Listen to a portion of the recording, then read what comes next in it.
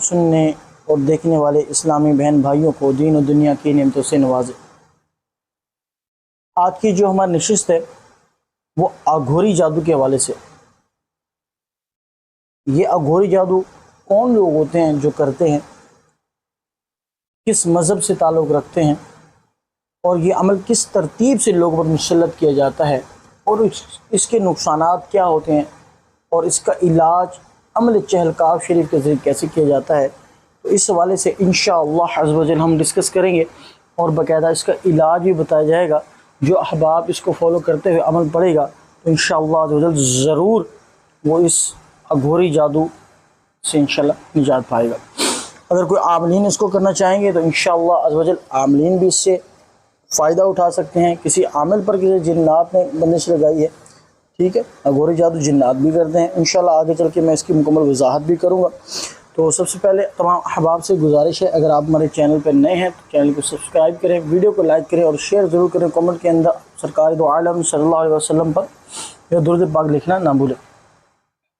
सबसे पहले जैसे हमारी एक रूटीन चलती है कि हम कुछ सवालों के जवाब देते हैं, तो कुछ अहबाब का ये कहना था कि हज़रत आप 3 सवाल लेते हैं और वीडियो बहुत ज़्यादा लंबी हो जाती है, तो या तो आप सवाल ना लिया करें या तो एक सवाल लिया करें। तो ना लेने वाली तो बात नहीं है, क्योंकि अक्सर अहबाब जिनके सवाल नहीं ले जाते वो भी शिकायत कर रहे होते हैं। तो एक सवाल हमने कुछ वीडियो में सिर्फ एक ही सवाल लिया, तो इंशाअल्लाह अज़्ज़ व जल आगे जो है एक सवाल का ही जो वो सिस्टम होगा, एक सवाल का ही जवाब दिया जाएगा। जितने सवालात मेरे पास आते हैं उनमें से जो अहम सवाल मुझे लगता है मैं उसका जवाब देता हूँ। इसी जवाब के अंदर मैं अक्सर अहबाब कहता हूँ आप सवालात भी सुने करें, वीडियो को मुकम्मल सुना करें। आपके 10-15 मिनट ज़्यादा लग जाएंगे, लेकिन आपको एक नॉलेज वाली बात पता चल जाएगी और आपको कहीं और किसी आमलीन के धक्के खाने की ज़रूरत नहीं पड़ेगी। हमारे एक इस्लाम भाई है, उन्होंने सवाल किया है इंडिया कोलकाता से। आप फरमाते हैं कि हज़रत हिसार की क्या मानी है और ये कैसे किया जाता है। देखिए, हिसार के जो अमलियात की दुनिया के अंदर बेसिकली जो हिसार है उसके जो लफ्ज़ी मानी है ना, अगर आप समझाऊँ मैं आपको अपने हिसाब से अपनी ज़बान में समझाऊँ तो हिसार वो होता है, यानी कि अगर आप नूरी हिसार की बात करें, ठीक है, मैं तो साहब से नूरी अमल करता हूँ तो मैं काले पे लानत भेजता हूँ, तो आप अगर काला करते हैं तो वो आप अपने उस्ताद से पूछे। लेकिन नूरी हिसाब से अगर आप पूछते हैं तो किसी भी ऐसी आयत मुबारका इसमें इलाहिया के ज़रिए जब आप नियत करके उसको हिसार की नियत से पढ़ते हैं तो उन कलमात, उन मुक़द्दस कलमात के ज़रिए आप अपने आप को अपने रब की पनाह में देते, आप अपने आप को अपने रब की पनाह में देते। फिर दोहराता हूँ, हिसार का जो मानी है वो है उन पाक कलमात, वो पाक कलमात आयत शरीफा भी हो सकती है, कुरान मजीद की कोई भी आयत हो सकती है, आयतुल कुर्सी हो, हिसार कुतुबी हो, आयत कुतुब हो, नादेली हो, चलकाफ हो, सूरह फातिहा, सूरह यासीन, ठीक है। अगर गिनवाने बैठे तो पूरा कुरान हिसार के लिए पढ़ा जा सकता है, ठीक है। कुरान मजीद की कोई भी आयत शरीफा हो, इसमें इलाहिया हो, तो उनको जब आप हिसार की नियत से उसकी रियायत करके बाद में जब उसका हिसार बांधने के लिए आप उसका विर्द करेंगे फजर और मगरिब के बाद, तो दर हकीकत उस पाक कलाम या उस पाक इसमें इलाही की बरकत से आप अपने आप को इन्हीं अस्मा और इन्हीं जो है वो आयत शरीफा के ज़रिए अपने आप को अपने रब के हवाले करते हैं। अक्सर एक कॉन्सेप्ट बन चुका है कि हिसार कोई ऐसी तोप का नाम है कि वो बाहर को 11-12 मुख्तलिफ तलवारें शमशीरें लेके ठहर जाएंगे, जो आएगा उसका गर्दन उड़ा देंगे। माज़अल्लाह ऐसा नहीं होता, ठीक है। अगर आपने कोई ऐसा जलाली अमल किया भी है और कोई मोक्कलान ठहरे भी हैं तो वो आपके हुक्म से नहीं ठहरते। जब आप उस कलाम की बरकत से अपने आप को रब के हवाले करते हैं, अल्लाह रब्बुल इज़्ज़त की तरफ से ही उनको हुक्म होता है कि वो आपकी हिफाजत करते हैं। वो अल्लाह ही है जो इंसान को हर किस्म की शर से महफूज करता है। ये अकीदा रखना कि ये हिसार ही मुझे बचाता है, उसके पीछे जिन्नात आके मुझे बचाते हैं, तो ये गुनाह कबीरा है। तौबा की जाए, तौबा करना लाजिम है।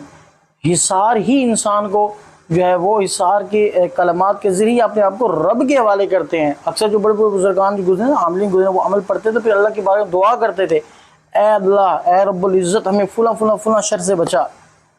फिर जिस्म पे दम करके, हाथों पे दम कर जिस्म पे पेरा करते थे। ठीक है। और दूसरे अल्फाज में अगर कहा जाए तो अमलियात को जो है लोगों ने पता नहीं क्या समझ लिया, आज तक समझ नहीं आई हमें कि लोग क्या समझते हैं अमलियात क्या है। किसी ने इसको रूहानियत से मंसूब कर दिया है, किसी ने इसको तरीक़त से मंसूब कर दिया। दर हकीकत अमलियात एक रास्ता है इलाज मुअल्लज का, एक ज़रिया है किसी के मर्ज़ को ख़त्म करने का। जैसे एलोपैथिक डॉक्टर हैं, एलोपैथिक इलाज है, डॉक्टरी इलाज है, हिकमत का इलाज है। तो ये ज़रिए हैं, ये तरीके हैं इंसान के वजूद से बीमारी को ख़त्म करने का। इसी तरतीब से जब जादू किया जाता है, ये किस्म की रूहानी बीमारी पैदा हो जाती है, यानी कि आपके रूह को कमज़ोर करती है। ईमान जिसका बहुत ज़्यादा कमज़ोर पड़ जाता है जब जादू होता है, तो वो नमाज़ों से, कुरान से, इबादत से दूर हट जाता है। ठीक है, तो इसलिए इसको रूहानी बीमारी भी कहा जाता है। और अमलियात के ज़रिए, कलामुल्लाह के ज़रिए, कुरान मजीद, फुरकान हमीद की किसी भी आयत मुबारक के ज़रिए, आयत शरीफा के ज़रिए, दुरूद पाक के ज़रिए, या किसी भी इसमें इलाही के ज़रिए जब आप किसी का इलाज करते हैं तो ना आप तरीक़त पे होते हैं और ना ही आप रूहानियत में होते हैं। रूहानियत अलग चीज़ है, तरीक़त अलग चीज़ है। रूहानियत अलग चीज़ है, तरीक़त अलग चीज़ है। हमारे जहन में पता नहीं एक अजीब सा कॉन्सेप्ट डाल दे, एक सोच डाल दी गई है कि अमलियात पे जो चलते हैं वो रूहानियत पे होते हैं, वो रूहानियत पे होते हैं। दर हकीकत जो रूहानियत होती है उन पे औलिया कराम ने अमल किया और आज उनके मकामात है। किसी भी औलिया ने आज तक कहीं भी साबित नहीं किसी औलिया ने जिन भूत को ताबे करने के लिए जो वो अमल किया हो, किसी का उतार करने के लिए चिल्ला किया हो। औलिया कराम से जो चिल्ले साबित हैं उन्होंने ज़िक्रुल्लाह के लिए किया, अल्लाह उसके महबूब को राज़ी करने के लिए किया। और आज उनके मज़ारात बड़े हज़ारों सालों के बाद भी अल्लाह का कलाम पढ़ा जा रहा है। जब कोई आमिल मरता है ना मेरे भाई, तो उनके अपने अहलो अयाल वाले उसको कुरान पढ़ने नहीं जाते, अहलो अयाल वाले नहीं जाते। शायद कभी गया साल में एक बार तो मुहर्रम में पढ़ा, नहीं तो जान छुटी। तो आमिल में और रूहानियत अख्तियार करने वाले बुजुर्गान में कितना फ़र्क हुआ, ज़मीन व आसमान का फ़र्क है। अगर ज़मीन व आसमान की मिसाल दी जाए तो औलिया जो है वो आसमान है और आमिलीन जो है वो ज़मीन है भाई। ठीक है, याद रखिएगा अमलियात सिर्फ ज़रिया इलाज है। जैसे मुख्तलिफ शोबे होते हैं, इसमें मेहनत है। आप जो डॉक्टर बनते हैं, आपको क्या लगता है वो बिस्तर पर सोए रहते सारा दिन, फीडर में दूध डाल के पीते रहते? वो क्या करते? वो भी मेहनतें करते हैं, पढ़ते हैं, अपनी ज़िंदगी का अच्छा खासा वक्त सर्फ कर देते हैं, अपना माल भी खर्च करते हैं, मेहनत भी करते हैं, रात दिन पढ़ते भी हैं और अपनी ज़िंदगी का हिस्सा जो मुख्तस कर देते हैं उस इल्म को सीखने के लिए, यानी कि डॉक्टर बनने के लिए।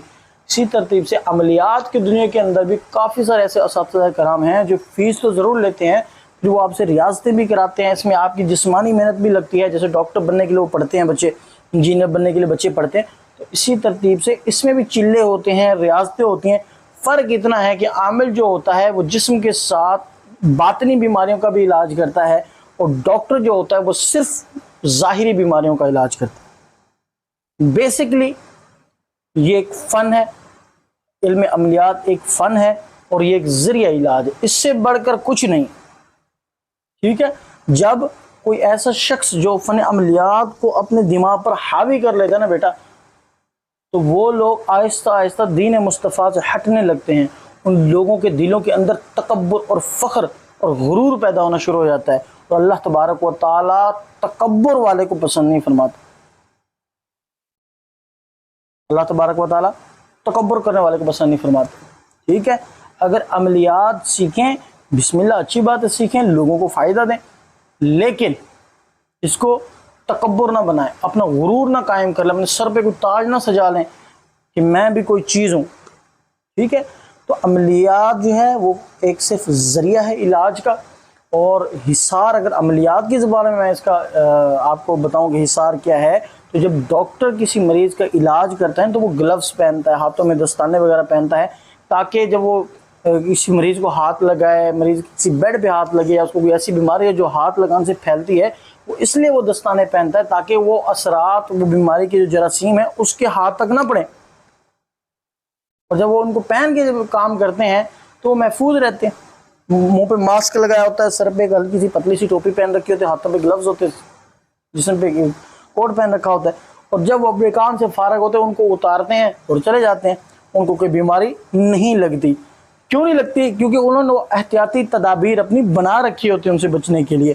तो अमलियात का भी यही मामला है, जब आप किसी का उतार करते हैं, किसी के जिन्नात निकालते हैं, जादू ख़त्म करते हैं, हंडिया उतारते हैं, नजरबद ख़त्म करते हैं, बंदिशें तोड़ते हैं, तो उसका हिस्सा कुछ ना कुछ असरात उस आमिल पर पलटते हैं।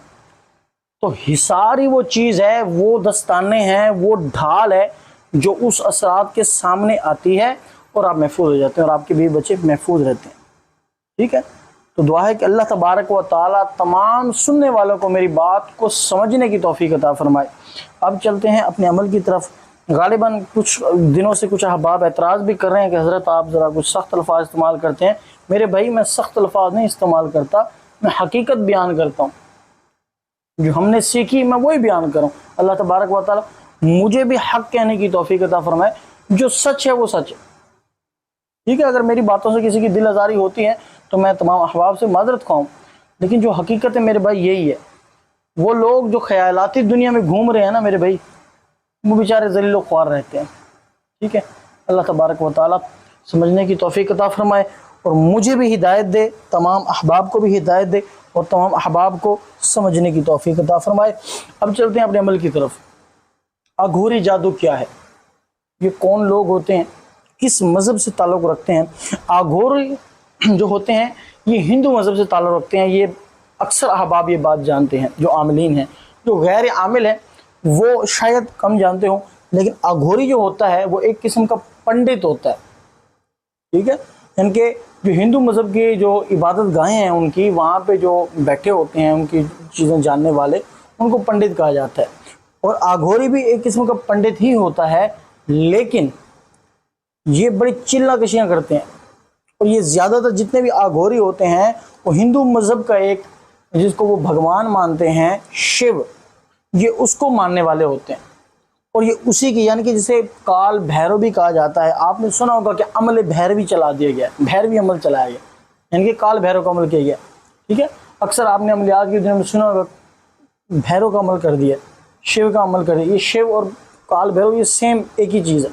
ठीक है, मुख्तलिफ जगहों पे से मुख्तलिफ नामों से पुकारा जाता है। तो ये उन्हीं को मानने वाले होते हैं और ये उसी के जो मंत्र वगैरह पढ़ते हैं।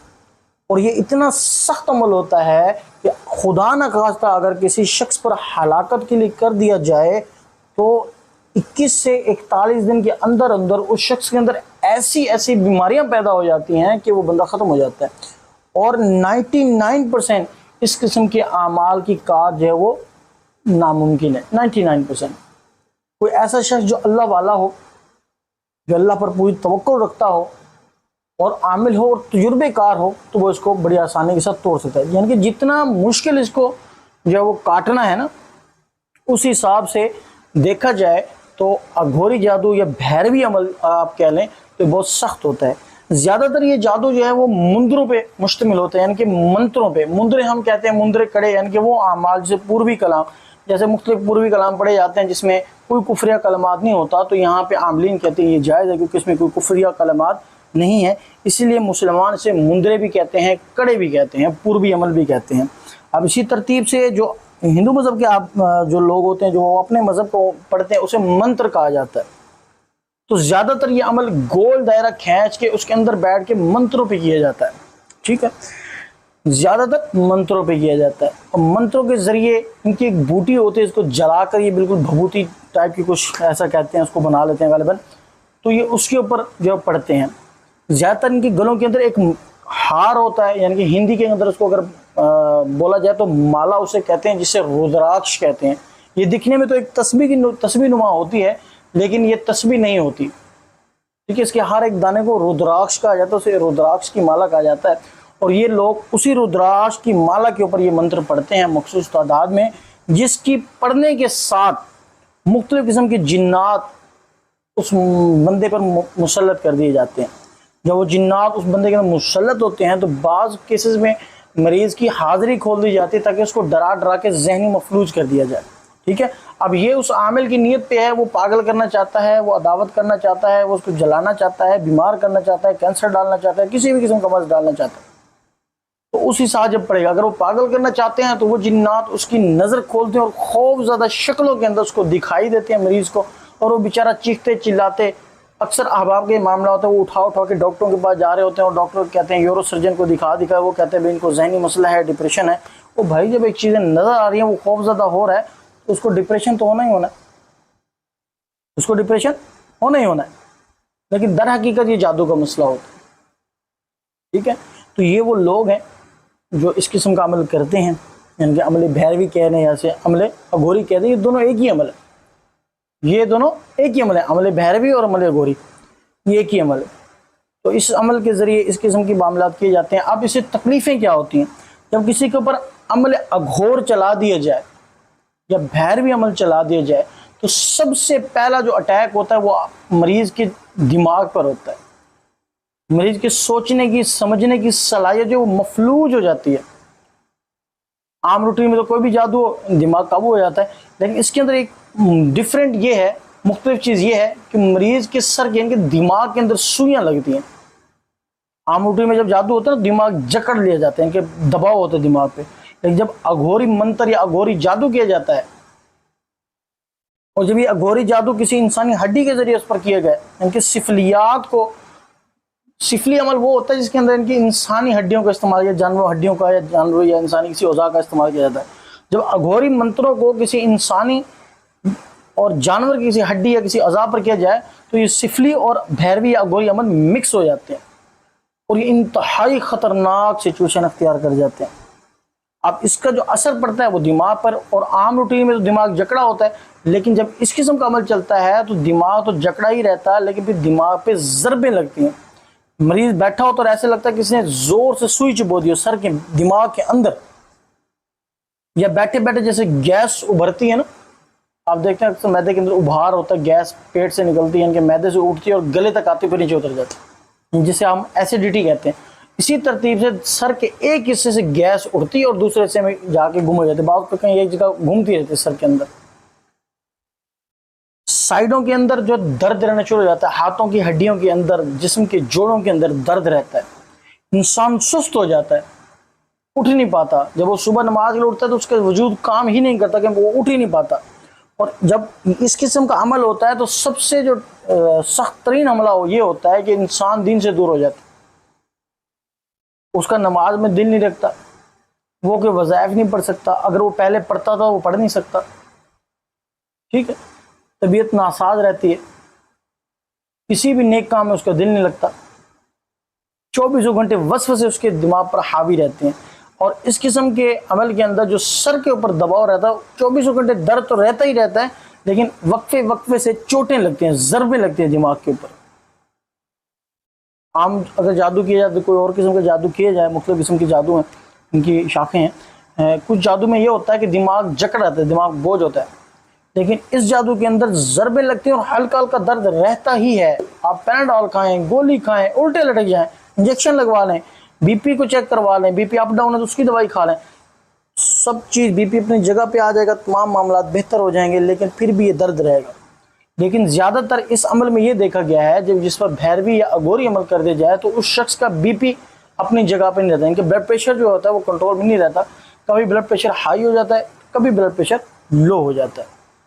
इनके दरमियानी से इनके बिल्कुल बराबर प्रॉपर जो इंसान के बराबर होता है ना हाई न लो, तो उस कंडीशन में ब्लड प्रेशर आता ही नहीं, बहुत कम आता है।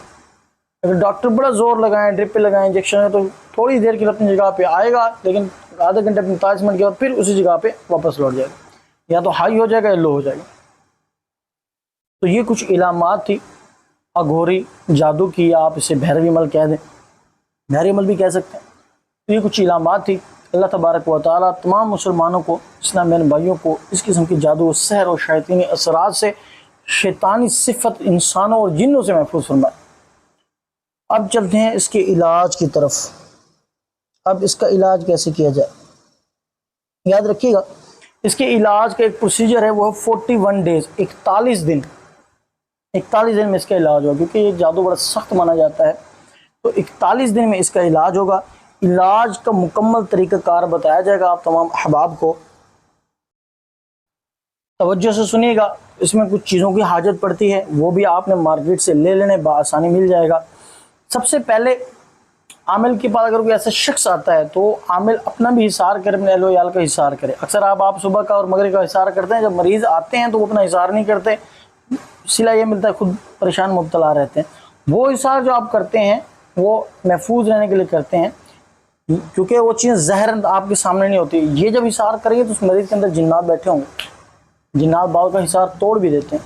तो आमिल को चाहिए फजर और मगरिब के बाद तो करे ही करे हिसार, बाकी ज़ुहर, असर और इशा के बाद भी मसनून दुआओं का हिसार करे, जैसे दुआ अनस, दुआ काब रज़ी अल्लाह ताला मुअज़्ज़तैन जो हदीस से साबित है आयतुल कुर्सी शरीफ से, ये हिसार बाकी नमाज़ों के बाद तकसीम कर ले कि हर नमाज के बाद एक हिसार पढ़ा करे, ताकि वो महफूज रहे। क्योंकि वो बहुत सारे उतारे करता है, जादू जिन्नात से लड़ता रहता है, मामलात करते रहते हैं, तो जिन्नात भी दुश्मन बन जाते हैं। बाज़ औक़ात आपके अपने ख़ानदान के लोग आमिल के दुश्मन बन जाते हैं। कहीं थोड़ा सा मसला होता है तो वो बेचारे आमिल के नाम का बिल फट जाता है कि भाई वो यही अमल करता है, इसी ने हम पे किया। तो बाज़ औक़ात अपने भी बिला वजह के दुश्मन बन जाते हैं। और दोस्त अहबाब वो जो आपसे हसद रखते हैं, जो चाहते थे कि आप उनके नीचे लगे रहें सारी ज़िंदगी, जब आपको आमिल बनता देखते हैं, आपको तरक्कियों की तरफ जाता देखते हैं, लोगों की दुआएं मिलना शुरू हो जाती हैं, तो लामल्ला अल्लाह पाक मनसब अता फरमाते हैं, तो लोग हसद में आके दोस्त अहबाब भी आप पर जादू बंदिश मामलात या खुद करते हैं या करवा देते हैं। ठीक है, तो आमिल को तो चाहिए वो अपना हिसार मजबूत रखे।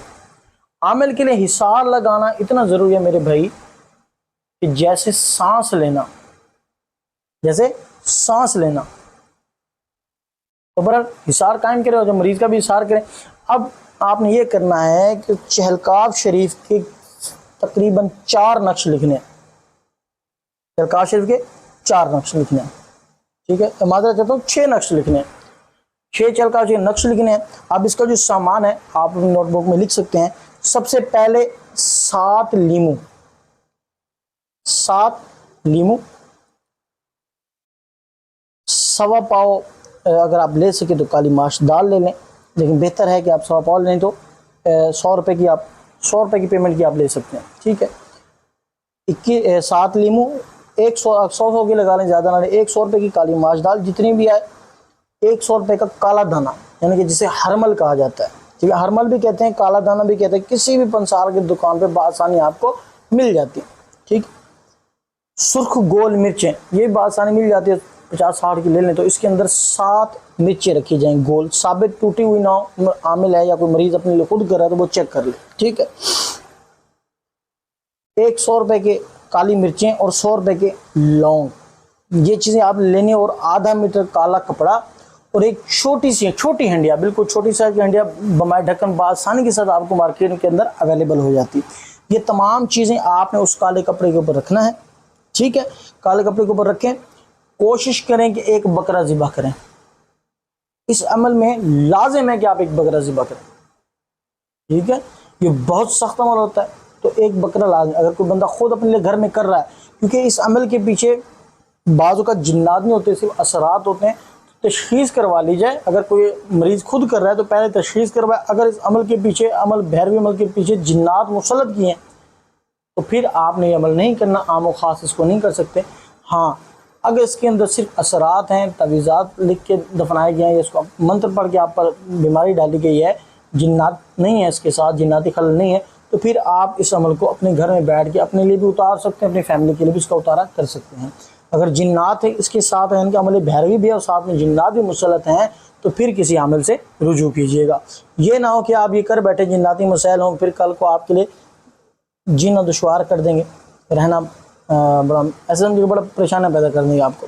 ठीक है, अब ये तमाम चीज़ें आ गई, ज़िबा कर दिया आपने, बकरा ज़िबा कर दिया। अब आपने उस बकरे के अंदर से 3 हिस्से करने हैं। एक हिस्सा काला शापरे, काला कपड़ा अलग से लें, उसको अलहदा कर लें, सिरी और पाए अलग कर लें, ये आपने अलग रखने हैं। ठीक है, और बाकी जो है वो अल्लाह की राह पे तकसीम कर दें। एक हिस्सा मदरसे में दें जहाँ मुसाफिर बच्चे पढ़ते हैं, एक हिस्सा अल्लाह की राह में सर्फ कर दें। अब यहाँ आमिल जो है वो एक बोटी तक अपने घर में नहीं रख सकता, ना ही इलाज, जिसका इलाज और ना वो, बिल्कुल तकसीम कर दें। खाल बच जाती है बकरे की तो वो भी किसी मदरसे में दे दे या उसको बेच के किसी यतीम को खर्ची दे दें। ठीक है, बेहतर है उसको बेच किसी यतीम है, अगर आपके निगाह में तो उसको खर्ची दे दें। मामले मजबूर अगर कोई नहीं है तो मस्जिद के जो चंदा बॉक्स है उसमें डाल दें। ठीक है, अब जब ये तमाम मामला हो गया, अब आपने मरीज़ को सामने बिठाना है, एक बोतल पानी भी रखनी है। ठीक है, एक बोतल तेल भी अपने सामने रखनी है। 101 मरतबा आयतल कुर्सी शरीफ पढ़नी है और 101 मरतबा चलकाफ शरीफ पढ़नी है। चलकाफ फिर बताता हूँ, किसी भी किस्म की हो, यानी कि सिलसिला कादरिया की, चिश्तिया की, सोहरवर्दिया की, नक्शबंदिया की। अक्सर लोग सवाल पूछते हैं कौन सी हो, कहीं लाका का है, कहीं लुका का है, कहीं काला का है, ठीक है, कहीं ताह की है, कहीं याह की है। तो ये इनका तर्जुमा सेम ही है, कोई भी आप पढ़ सकते हैं जिसके आप आमिल हैं, ठीक है। और कोई आम बंदा है तो वो कोई पढ़ सकता है, इजाज़त ले किसी आमिल से तो पढ़ सकता है। हमसे रिव्यू करेंगे तो हम भी इजाज़त देंगे, कोई मसला नहीं। अमल करने की इजाज़त तो नहीं होगी, लेकिन इस अमल को करने, यानी कि एक होता चिल्ला करने वाला अमल, उसकी इजाज़त नहीं दे सकते, उसकी तो बाकायदा फिर रियाजत करवानी पड़ती है, ठीक है। और अगर कोई वैसे इलाज के लिए इसको पढ़ना चाहे, आम इजाज़त लेना चाहे, तो इंशाल्लाह जब इसी वीडियो के अंदर हम आम इजाज़त दे देंगे। वीडियो के साथ जुड़े रहें। अब आपने इन तमाम चीज़ों पर जब तमाम से पढ़ दी, अब इसमें एक एहतियाती तदाबीर ये है कि अक्सर आप दुरूद और बिस्मिल्लाह शरीफ पढ़ देते हैं। भाई आप उतार कर रहे हैं, आप उस बरकत नहीं डाले उसके अंदर कि उस बच्चे पर जादू उसके अंदर बरकत हो जाए। बिस्मिल्लाह तो बरकत के लिए पढ़ी जाती है, तो आपने बिस्मिल्लाह और दुरूद पाक नहीं पढ़ना। 101 मरतबा आयतुल कुर्सी और 101 मरतबा चलकाफ और 101 मरतबा सूरह फलक नास आपने पढ़ना है। इन तमाम चीज़ों पर दम कर देना। दम करने के बाद मरीज़ को बिठाएं सामने, जो आपने गोश्त तो रखा था उसको एक छापर के अंदर सही से बंद कर लें, ठीक है। अब वो गोश्त मरीज़ के सर से उतार के साइड पे रख दें। फिर आपने तमाम चीज़ें 1 बाय 1 के सर से उतारनी है, उस हंडिया के अंदर डालनी, ठीक है। पहले कोई भी चीज़ उतार सकते हैं। सुर्ख मिर्चों से शुरू करें, लीमू सर से पहले नहीं उतारने, बाकी तमाम चीज़ें सर से उतारें और उस हंडिया के अंदर डालें। हंडिया के अंदर आपने काली मिर्च उतार के डाल दी, हरमल उतार के डाल दी, सुर्ख मिर्चें उतार के डाल दी और लौंग उतार के डाल दिए, ठीक है, काली मिर्चें उतार के डाल दी। अब सारा कुछ के अंदर आ गया। अब आपने क्या करना है कि एंटी क्लॉक लौंग वो लीमू उठाएं, एंटी क्लॉक घुमाएं और हर मरतबा अपने ला हौल वला कुव्वता इल्ला बिल्लाहिल अलिय्यिल अज़ीम, इस तरतीब से आपने मरीज़ के सर से एंटी क्लॉक 7 मरतबा घुमाना है, ठीक है। फिर आपने एक लीमू सबसे पहले मरीज़ के सीधे पाँव पे रख के काटें, फिर उल्टे पाँव पे एक रख के काटें, फिर दोनों हाथों के तीलों पे एक लीमू रख के काटें, फिर दोनों कंधों पे एक लीमू रख के काटें। आखिरी जो लीमू वो सर पे रख के काटेंगे तो आपके 7 लीमू मुकम्मल हो जाएंगे। जो लीमू काटते जाएं उसको उसी हंडिया के अंदर डाल दिया, वो हंडिया उसके अंदर आ जाए, फिर आपने उसको बंद कर देना है ढक्कन दे के। हांडी बोले इसका ढक्कन हो, ठीक है। ढक्कन लेके उसको आपने किसी चीज़ से बंद कर दें। कोई मट्टी गूंद लीजिएगा, अक्सर लोग ना आटा लगा देते हैं। आटा मेरे बेटे जलाना, जिसको आप जलाते हैं ना हंडिया को, उसके लिए लगाया जाता है, ठीक है। कोई बाहर से मट्टी पहले गूंद कर मट्टी से उसका ढक्कन मुकम्मल बंद कर दें। बंद करने के बाद आपने जो है वो जो काला कपड़ा लिया उसके अंदर मुकम्मल उसको कस के बंद करें और इसको और गोश्त को कब्रिस्तान में ले जाएं। कब्रिस्तान में कम से कम आपने जो है वो घुटने और ज़्यादा से ज़्यादा कमर जितना गड़ा ज़्यादा खोदे उतना ज़्यादा फ़ायदा होगा। इस दौरान जब कोई दफनाने जाए, आमिल जाए तो हिसार करके जाए, कोई गैर आमिल जाता है तो वो भी हिसार करके जाए, ठीक है। इस दौरान आवाज़ें आती हैं, चीखने पुकारने की, रोने की आवाज़ें आती हैं, बाद को लोग बुलाते हैं, तो पीछे मुड़ के नहीं देखना, किसी को जवाब नहीं देना। कोई रो रहा है, चीख रहा है, कोई आपको डरा रहा है, आपने पीछे मुड़ के नहीं देखना। जाएं, गड़ा खोदें, उसको दफनाएं, बंद कर दें। जहाँ पे आपने इसको दफनाया उसके 2 कदम फासले पे वो गोश्त रखें और वापस आ जाएं। वापस पहुँचे, आपने वुज़ू करना है, जैसे नमाज का वुज़ू होता है, वुज़ू करें और कपड़े चेंज करें। बेहतर है गुस्ल कर लें, तो वुज़ू करके आप कपड़े चेंज कर लीजिएगा। तो ये अमल है, ये 3 हफ्ते इस तरतीब से उतार होगा, ठीक है, 3 हफ्ते। अब जो पानी और तेल था, मरीज़ को बोलें ये 1 हफ्ते तक इस पानी को पिए, पानी आधा हो जाए तो फिर उसके अंदर और पानी डालें। ऑयल जो है एक चहलका को ना उस ऑयल के अंदर डालें। मरीज़ को हिदायत दें कि वो पूरे जिस्म पे इसकी मालिश करे, मखसूस जगहों को छोड़ के और पाँव छोड़ के। पाँव पे मालिश नहीं करनी, कोई चलकाफ जो है अल्लाह का इसके अंदर अल्लाह की तौहीद बयान की गई है, तो उसको जब पाँव पे लगाएंगे तो बेहरमती होगी, तो ये नहीं करना। मखसूस जगह और पाँव पे लगा, बाकी सर पे पूरे जिस्म पे मालिश करें। और जब मरीज़ नहाने जाए तो किसी कच्ची जगह पर नहाए, ताकि वो जो तेल उतरेगा उसके वजूद से वो मिट्टी के अंदर जाए या किसी रेतीली ज़मीन पर नहाए। अगर शहरों के अंदर रहते हैं, ऐसी कोई सहूलत नहीं है, तो सर पे तेल लगाने की हाजत नहीं। थोड़ा सा हाथ गीला करके तेल से चेहरे पे, कानों पे, ऐसी ऐसी जगहों पे लगाया जहाँ पे कपड़ा गीला करके उस तेल को बाद में नहाने से पहले उतारा जा सके, ठीक है। अब चहलकाफ का एक नक्श आपने तेल में डाला, एक नक्श आपने मरीज़ के गले में डाल देना, एक तावीज़ मरीज़ के गले के अंदर डाल देना, और बाकी तावीज़ जो है वो आपने मरीज़ को पीने के लिए देनी है। जिस चहलकाफ के पानी का आपने दम किया था उसी के अंदर एक तावीज़ डाल दी जाए। एक तावीज़ रोज़ाना आपने इसको इस्तेमाल करना है। आपने 6 तावीज़ लिखे थे, 2 तावीज़ आपके इस्तेमाल हुए और 4 आपके तावीज़ रह गए, ठीक है। रोज़ाना एक तावीज़ में डालें, कागज़ निकालने की हाजत नहीं है। पानी उसमें डालते रहें। बोतल जब रखी जाए दम के लिए तो बड़ी बोतल रखी जाए ताकि दम किया जा सके। बड़ी बोतल में जब आप दम करें तो पानी साफ ज़्यादा उसके ऊपर ज़्यादा होगा, तो आप उसमें 4 दिन तक रोज़ाना एक तावीज़ डलेगा। उसके बाद तावीज़ डालने की हाजत नहीं। पानी आधा जब बोतल हाफ़ हो जाए तो उसके अंदर और पानी डाल दें, आप उसको पीते रहें। ठीक है, 7 दिन तक ये पानी पीना है, फिर अगले हफ्ते आपने उतार करना है। अब अगले हफ्ते के लिए आप बकरे की हाजत नहीं है, सिर्फ 1.25 किलो गोश्त लेना काफ़ी हो जाएगा। ठीक है, 1.25 किलो या आधा किलो आपने गोश्त लेना है बकरे का, उसको सामने रखना है और इसी तरतीब से ये सारा सामान मंगवाना है जो अमल बताया था। आयतुल कुर्सी शरीफ,